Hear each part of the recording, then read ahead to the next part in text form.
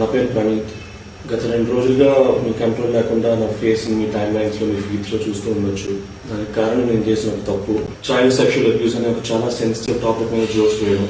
I want to make it clear, child abusing అని పీడోఫిలియా కానీ normalise చేయడం అనేది ఎప్పుడూ నా ఉద్దేశం కాదు. అందరూ మేము ఏదైతే రీల్ కి రియాక్ట్ అవుతూ మా స్టేట్మెంట్స్ వేసామో అదొక real cute father daughter relationship reel అనుకుంటున్నాను. But it was originally meant to be dark comedy based reel. ఆ సెటప్ ని బేస్ చేసుకొని మేము వేసిన జోక్స్ ని people are wrongly projecting it as మేము ఒక రియల్ ఫాదర్ డాటర్ రిలేషన్షిప్ ఇట్లా సెక్షువలైజ్ చేసామని. డెఫినేషన్ ఆఫ్ కామెడీ ఎప్పటికప్పుడు మారుతూ ఉంటుంది and it was gross misjudgement on my part to consider this could be funny. ఇప్పటిదాకా తప్పులు చేస్తూ కింద పడుతూ నేర్చుకున్నాను. బట్ ఈసారి చేసిన తప్పుకి నాతో పాటు చాలా మంది కింద పట్టుకెళ్ళాను. Firstly my parents. గత 2 రోజులుగా చాలా మంది వాళ్ళ మీద రకరకాల పోస్ట్ చేస్తూ అబ్యూస్ చేస్తూ ఉన్నాను. But trust me when I say this, నేను వాళ్ళకి మంచి కొడుకు కాలేకపోయాను కానీ వాళ్ళు నాకు ఎప్పుడూ మంచి పేరెంట్స్ కాకుండా లేరు. సో మిమ్మల్ని అడుక్కుంటున్నాను, please keep them out of this, don't drag them into this.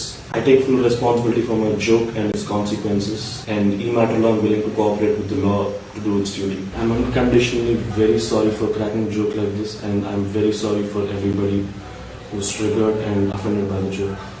Thank you. తండ్రి కూతుళ్ళ మధ్య ఉండేటువంటి అనురాగాన్ని, అనుబంధాన్ని కొంతమంది నికృష్టులు, నీచ వ్యక్తులు ఈ సమాజంలో మృగాల్లా తిరుగుతూ ప్రతిదాని వెనుక ఒక అసభ్యకరమైనటువంటి ఆలోచనను అంటగడుతుంటారు. అంటే వాళ్లకు ఉండేటువంటి ఆలోచనను అన్నా చెల్లెల బంధం, తండ్రి బిడ్డల బంధాన్ని కూడా అత్యంత అసభ్యకరంగా వర్ణించడం, వగ్రీకరించడము చాలా దారుణం. ఈ ఘటన పట్ల మన తెలంగాణ రాష్ట్ర ప్రభుత్వం చాలా సీరియస్ గా ఉంది. ఇప్పటికే కేసు నమోదు చేసినాం. అదేవిధంగా భవిష్యత్తులో కూడా ఇలాంటి దుర్మార్గులు ఇలాంటి చర్యలకు పాల్పడకుండా, ఇలాంటి అసభ్యకరమైనటువంటి పదాలు కానీ ప్రచారం కానీ జరగకుండా కఠినమైనటువంటి చర్యలు తీసుకోవడానికి మన రాష్ట్ర ప్రభుత్వం కేసు దర్యాప్తు చేస్తా ఉన్నాం, ముమ్మరం చేస్తా ఉన్నాం, కఠినంగా కూడా శిక్షించడం జరుగుతుందని తెలియజేస్తాం. నా సెకండ్ క్వశ్చన్. మేడం, ఇది కొంచెం సీరియస్ సబ్జెక్ట్, సినిమాతో సంబంధం లేదు. మీరు రెస్పాండ్ తలుచుకోకపోతే పక్కన పెట్టేసేయండి. ఇప్పుడు 1 month అనే కాంట్రవర్సీ ఒకటి నడుస్తుంది. ఏంటిది? 1 month అని కాంట్రవర్సీ ఒకటి నడుస్తుంది. మన మనోజ్ గారు కూడా దాని మీద పెద్ద ఫైట్ చేస్తున్నారు. ఒక చిన్న పాపని అబ్యూజ్ చేసి, చైల్డ్ అబ్యూజ్, ట్రోలర్స్, రోస్టర్స్ అని చెప్పేసి 1 month అనే ఒక ఛానల్ వాళ్ళు, మన మనోజ్ గారు కూడా దాని మీద చాలా సీరియస్గా ఫైట్ చేస్తున్నారు. అంటే మాకు తెలిసి మంచి ఫ్యామిలీ అంటే ఓన్లీ సినిమాలే కాదు, సొసైటీలో ఉన్న గుడ్ కూడా, వాళ్ళు గుడ్ కోసం ఫైట్ చేస్తారు, బ్యాడ్ని అపోజ్ చేస్తారు. సో మీ తమ్ముడు, మా హీరో మనోజ్ గారు ఇలా మంచి విషయాలు ఇంత బాగా రెస్పాండ్ అవుతున్నారు. దీని మీద మీ కామెంటు, ఇలాంటి ట్రోల్స్ని ఎలా ఆపాలి, సమాజాన్ని బ్యాడ్ చేసే వీళ్ళని ఎలా ఆపాలి, దీని మీద మీ అభిప్రాయం ఏంటి?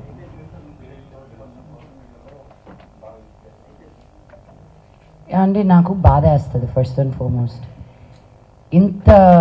ఇంత నెగటివిటీతో కూడా ఉన్నారా అని. బట్ ఐ ఆల్సో ఫీల్ వాళ్ళకి రోటీ కప్డా మఖాన్ ఈ 3 ఉంటే వాళ్ళు ఇలా చెయ్యరేమో అని. యూట్యూబ్లో తమ్నెయిల్స్ చూసి మా అమ్మ నాకే ఫోన్ చేసి, నువ్వేంటి నేను ఇక్కడ ఇలా చేసావంట కదా అని. అమ్మే, నేను నీ దగ్గరే ఉన్నాను కదే. అవును కదా, కానీ ఇలా ఎందుకు రాశారు? ఐ సెడ్ ఫస్ట్ నువ్వు చూడడం మానే. బట్ చూడడం మానేయడం కుదరదు, స్ట్రిక్ట్ యాక్షన్స్ తీసుకోవాలి. Because this is still a new medium. అందరూ నేర్చుకుంటున్నారు. అందరూ ఎంత సెన్సేషనల్గా పెడితే, లక్ష్మీ మంచు స్లాపింగ్ సంబడి అని ఉంది యూట్యూబ్లో, అది మీరు క్లిక్ చేస్తే నేను మేజర్ చంద్రకాంత్కి క్లాప్ కొడుతున్నాను. దానికి స్లాప్కి క్లాప్కి తేడా తెలియని వాళ్ళతోటి డిస్కషన్ ఎలా చేయాలండి? చైల్డ్ అబ్యూస్ చేసిన వాళ్ళని అడ్డంగా నరకాలని నా ఉద్దేశం, నడి రోడ్డు మీద నరకాలని నా ఉద్దేశం. 1.3 బిలియన్ పీపుల్ పైగా ఉన్న మనమే సెల్ఫ్ గవర్నింగ్ చేస్తున్నామండి. వైఫ్ ఆఫ్ రామ్ సినిమా చేసేటప్పుడు నేను పోలీసుల గురించి కనుక్కుంటా ఉంటే, తెలంగాణ వరకు మాట్లాడతాను నేను, అట్లీస్ట్ ఒక 600 and odd మనుషులకి ఒక పోలీస్ ఆఫీసర్ అంట. ఒక 6,000 మంది కానీ మనం బయటకు వెళ్తే ఏమైపోతారండి? మనం గవర్న్ చేసుకుంటూ మనం వెళ్తున్నాం ముందుకి. సో ఇలా తప్పు చేసిన వాళ్ళు ఎవరో ఒకరు ఆవును తిన్నారనో, ఎవరో ఒకరు హిజాబ్ వేసుకున్నారనో, ఎవరో ఒకరు మతాన్ని కరెక్ట్ చేస్తున్నారనో అని బాధపడమాకండి. ఒక మనిషిని మనిషిగా చూడనప్పుడే వాళ్ళని నిందించాలని నేను అంటున్నాను. మా మా గురించి ఎందుకు ట్రోల్స్ వస్తాయి, ఎందుకు ఇవి వస్తాయి అంటే ఉన్నది ఉన్నట్టు మాట్లాడతాం కాబట్టి. మాకు పొలిటికల్గా ఉండడం రాదు. మా నాన్న ఎప్పుడు అన్నారు, ఏదైనా అన్యాయం జరుగుతుంటే ముందుకెళ్ళి ఫైట్ చేయండి అని. మమ్మల్ని చూసి ఇంకో 100 మంది వస్తారని. ఎవరో ఇంట్లో కూర్చొని వాళ్ళ టైప్ కొట్టుకునే వాళ్ళ గురించి నేను ఆలోచించడం కరెక్ట్ కాదు.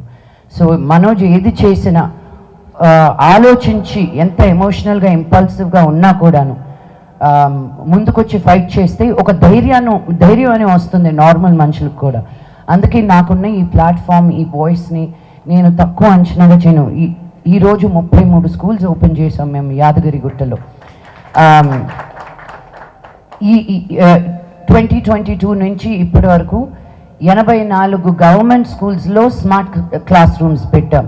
అక్కడికి ఎందుకు వెళ్ళి పెడుతున్నారండి, ఇక్కడ పెడితే మీకు ఇంకా ఎక్కువ మీడియా కవరేజ్ ఉంటుంది కదా అని. నేను మీడియా కవరేజ్ గురించి ఆలోచిస్తే యాదగిరిగుట్ట దాకా నేను వెళ్ళి చెయ్యాలా? నాకు బలహీన వర్గాలకి హెల్ప్ చేయాలంటే నాకు ఇష్టం.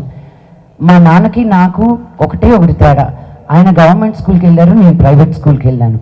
ఆయన బయటకు వచ్చి ఏదో ఒకటి ఉండకపోతే నేను కూడా మోదుగులపాలెంలో రైతు బిడ్డగానే మిగిలిపోయేదాన్ని.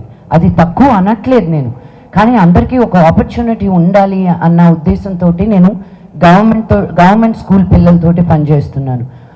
ఊరిని బాగు చేయనక్కర్లే, ఒక బడిని బాగు చేస్తే చాలు, వాళ్ళే ఊరిని బాగు చేస్తారన్న నమ్మకం నాకు. So it's really heart breaking. నేను వినలేదు ఇది ఇంకా, బికాజ్ నేను చూడడం మానేశానండి. ఫస్ట్ అండ్ ఫార్మోస్ట్ న్యూస్ చూడడం మానేశాను. అప్లోడ్ వరకే కానీ మళ్ళీ కామెంట్స్ చూస్తే రాత్రి భోజనం చేయలేను తెలుసా. ఎందుకు ఇంత హర్ట్ఫుల్గా మాట్లాడతారు? యూనో, వ్యక్తిగతంగా మా ఫ్యామిలీని అంటారు, మా అమ్మని అంటారు, నా కూతుర్ని అంటారు. వెనక్కి తిరిగి నేను కానీ నిన్ను అనడంలో ఎంతసేపు పడుతుంది చెప్పు? మీకు లేరా అమ్మలు, మీకు లేరా కూతుర్లు? మేము ఏం చేసినా ఒక 10 మందికి మంచి చెయ్యాలి, మిమ్మల్ని ఎంటర్టైన్ చేయాలని అనుకుంటున్నాం, కానీ మీ డబ్బులు మేము కొట్టేయట్లా, మోసాలు చేయట్లా. వాళ్ళ వెనకాల పడండి మీరు. మేమేదో కళాకారులు, మేము కలమ్మ తల్లిని నమ్ముకుని ఉన్న వాళ్ళం. మేము ఈరోజు ఉంటాము, రేపు ఉంటామో లేదో తెలీదు. జనాలకి ఎన్ని రోజులు నచ్చుతామో అన్ని రోజులే మేము పని చేయగలుగుతాం. సో సొసైటీలో ఏది బాగాలేదు అన్నప్పుడు నిలబడడానికి ఎవరో ఒకరు ఉండాలండి. అందరూ నా బ్యాంక్ బ్యాలెన్స్లనే చూసుకుంటే ఇంకా సమాజం ముందుకు ఎలా వెళ్తుంది? మాలాంటి వాళ్ళు కూడా ఉండాలి. మరి లక్ష్మి గారు, ఆదిపర్వం ట్రైలర్ అనేది చాలా ఎంగేజింగ్ ఉందండి.